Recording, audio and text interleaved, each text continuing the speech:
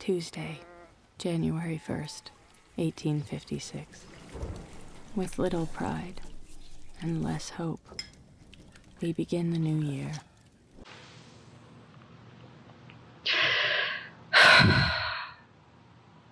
I have some thoughts on The World to Come. The World to Come is a 2020 film. It's brought to you by Bleecker Street, the film studio that brought us Rachel Weisz spitting in Rachel McAdams' mouth.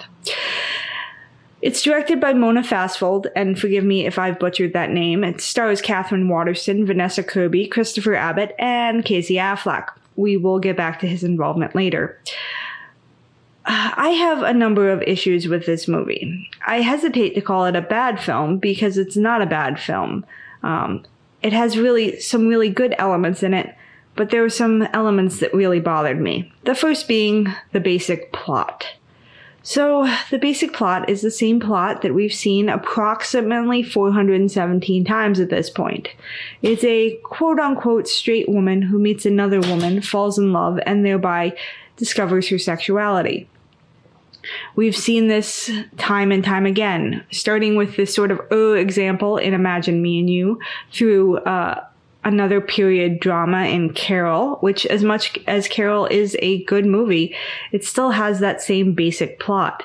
It goes through less good movies, like Below Her Mouth, through other period pieces like the recent Ammonite, all the way up through this film. So, Hollywood, please. There are other stories to tell with queer women. Tell one of them. You can have your plot back when you can show us that you can actually do something else. Okay? Until then, please put this plot on a shelf. I don't know about anyone else, but I'm tired of seeing it. So that is my first nit to pick with this film. It has a very tired, basic plot. So my second nit to pick with this film is that it's a period piece. As much as apparently the only plot that queer women are allowed is straight woman meets other woman and discovers her sexuality, increasingly so, period pieces seem to be the only genre of film that are allowed to depict queer stories, or at least queer stories involving queer women. Contemporarily set films about queer women are few and far between. As much as I have issues with the recent movie Happiest Season, it was at least a comedy, contemporarily set, that had a happy ending. And it featured queer women. Those things are very rare, especially in combination. So, neither one of those things are really this film's fault. But I think this film, for me, was a little bit of the straw that broke the camel's back. I not too long ago watched another period film featuring queer women in Ammonite. And while I found that movie just kind of meh, this movie actually made me angry. And as I said, I don't know if some of it is just the straw breaking the camel's back. But I do have other issues with this film, and I'm going to go into them now. So if you haven't seen this film, from here on out, here will be spoilers. So you should probably go watch it, come back, and then let me know if you agree or disagree with me. So probably my biggest issue with this movie, and the thing that pushed it over from just feeling meh to actively disliking it, was the fact that it is remarkably bleak. It is depressing. It sort of wallows in that depressingness. It is almost indulgently sad. And I like sad movies sometimes. Sometimes sad movies are cathartic. I didn't find this movie to be cathartic. I found it to just be straight up depressing. So those of you that haven't seen it and are still here that don't care about spoilers, I'm going to give a little plot synopsis. Before I do that, I do want to give a content warning. I am going to talk about issues of domestic violence, violence against women, and sexual assault, both in the context of the film and in the context of who was involved with the film. I'm going to talk about my issues with Casey Affleck being involved in this film. So if those are issues that you're sensitive to, this might not be the video for you. All right. So the basic plot synopsis, as I said, it's a period piece. It's set in the mid-19th century in a place called Schoharie County, New York. It centers on a woman named Abigail, played by Waterston, who's married to a man named Dyer, played by Affleck. They've recently lost a young daughter to an illness, and neither one of them are doing a particularly good job of dealing with their grief. They're just going through the motions of life, not really living. That is until she meets Tally. Tally is played by Vanessa Kirby. Tally is a beautiful, interesting, vivacious woman who moves into a farm next to Abigail's home. Abigail and Tally form a sort of instant connection, and they quickly fall in love and begin a romance. Tally also happens to be married. Her husband's name is Finney. He's played by Christopher Abbott, and he is a thoroughly unpleasant person who is generally the main antagonist of the film. If you could say this film has a main antagonist, it may just simply be fate that is the antagonist of this film, I guess you could say. So the two women fall in love. They begin a relationship. Both their husbands fairly quickly notice how close the two women are.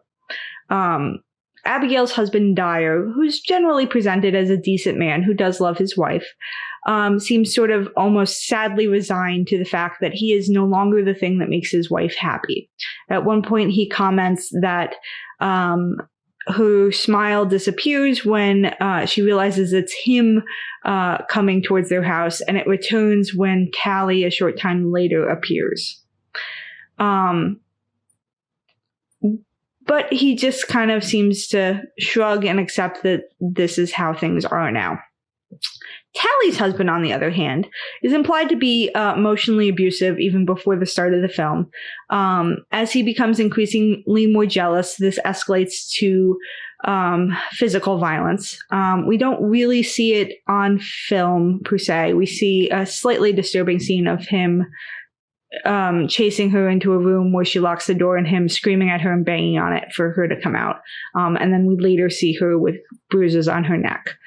So it's not really shown, but it's not really left up to your imagination either. It's very clear that he's beating her.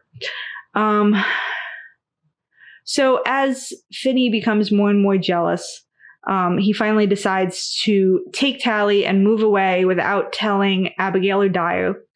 And of course, Abigail is initially distraught, though she is able to find out where Finney and Tally have moved to, and she writes to Tally.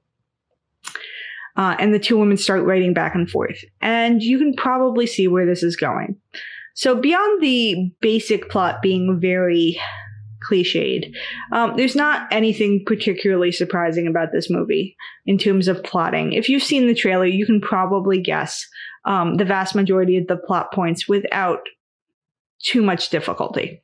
So that's another issue I have with this film.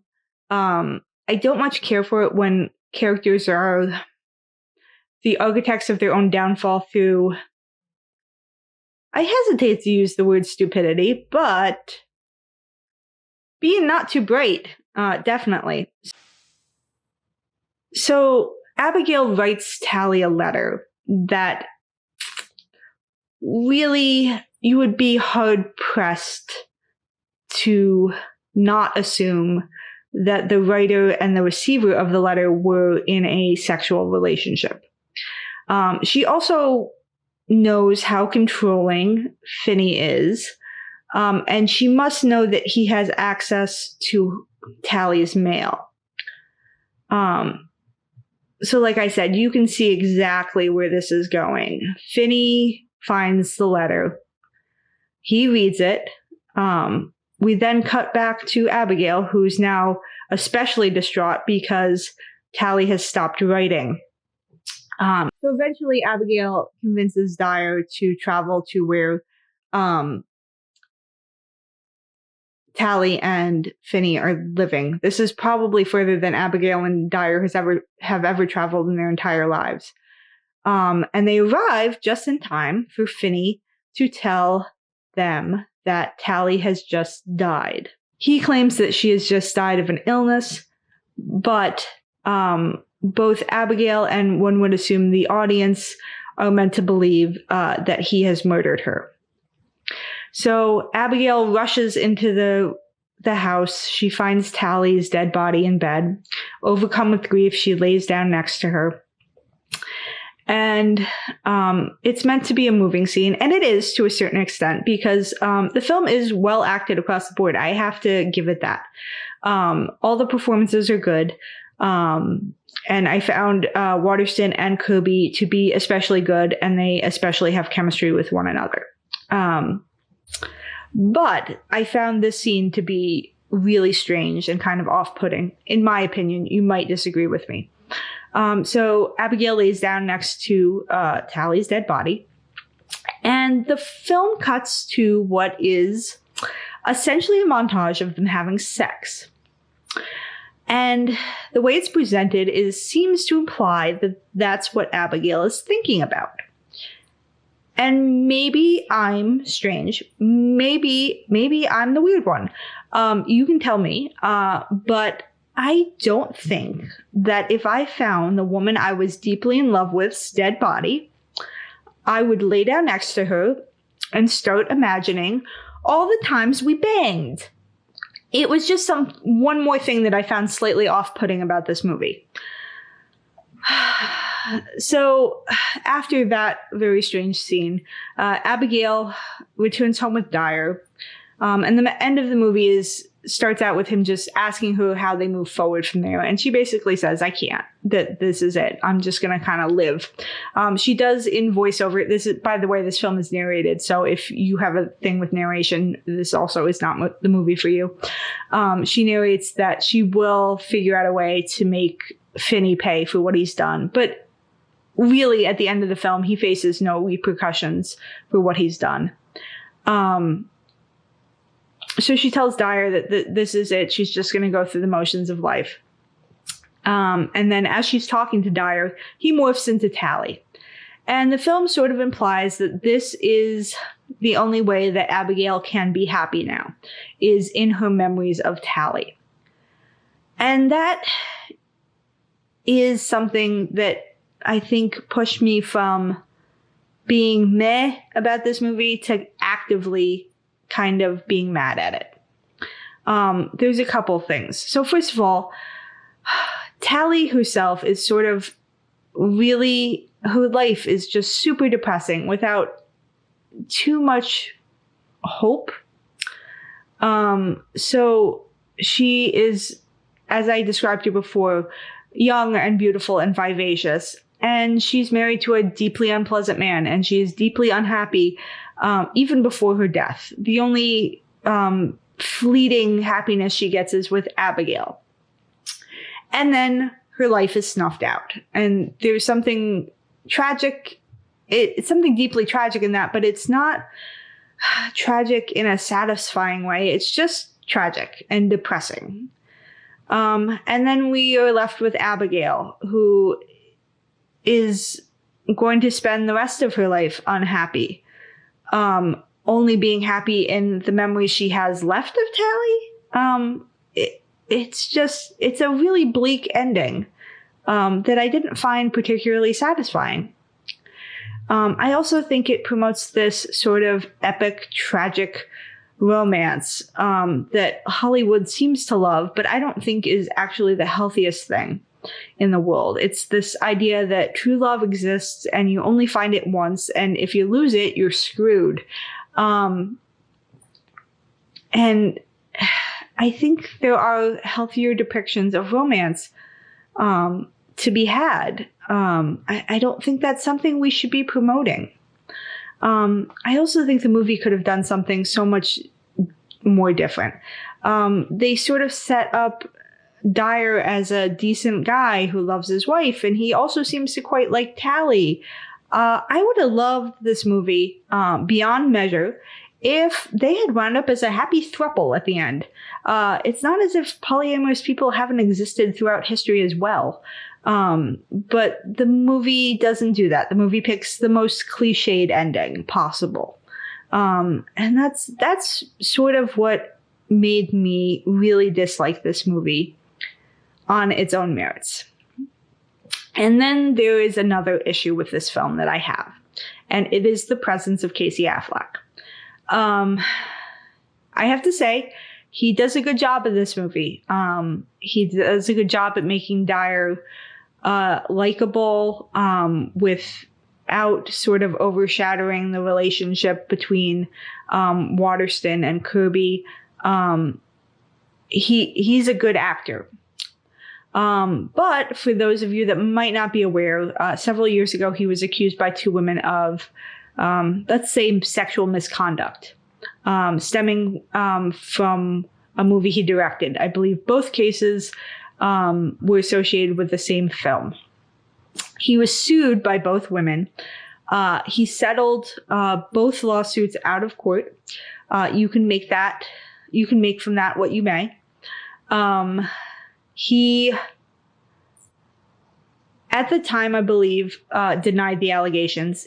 He has since, in an article that I read, admitted that his behavior was, as he called it, unprofessional. So some of the allegations against him range from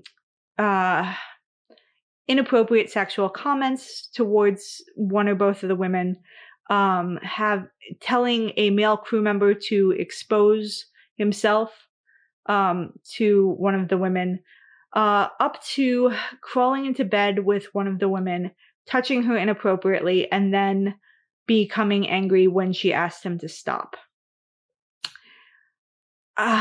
This also might be your mileage may vary, but I think that is quite a bit beyond unprofessional.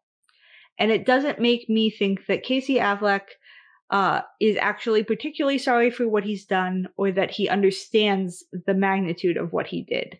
That he understands that he was in a position of power and that he abused it. I had pause watching this movie to begin with because I realized he was in it. Since I've watched it, I've also learned that he was a producer on this film, which means he's probably also getting money off the back end of it. So he didn't just get a salary for acting in the movie. He's probably also making money from it, as it makes money. And if I had known that at the time that I streamed it, I probably wouldn't have watched it. Especially knowing now that I didn't care for the film very much. I'm not going to tell anyone that they shouldn't watch this film.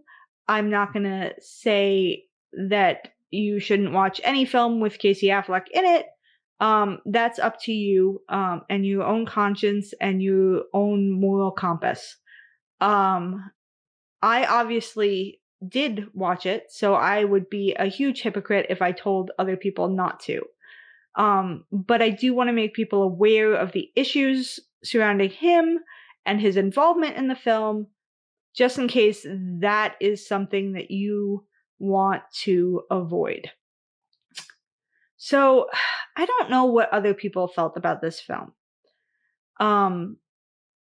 It seems to have gotten pretty good reviews by and large. I obviously didn't like it very much, and I'm curious to see what other people think. Do you agree with me that has a tired plot, it's another queer period drama, and that it's remarkably bleak? Or did you really enjoy it? Did you find something cathartic about the sadness in the film? Please let me know, because I'm really interested in what other people think. Because, like I said, I think for me, this might have been sort of the straw that broke the camel's back. I found other period pieces kind of meh. So I don't know how you feel about the film, but I'm interested in finding out. So if you do have an opinion, leave me a comment. If you like this video, you can give it a thumbs up. If you really like this video, you can subscribe. This is the first time I'm sitting down and kind of bitching into a camera about my feelings on a film. But I do think I may do it again. So if you want to subscribe, you may get my opinion again on some films. I think most of them will probably have queer or feminist themes. Maybe some of them won't. But I do plan on doing this again. So do all the things that YouTubers ask you to do, because apparently that helps promote videos. And like I said, I really am interested in what you think of the film, The World to Come. I hope you enjoyed this video. Thanks for watching, and I hope you have a dangerously tremendous day. Bye.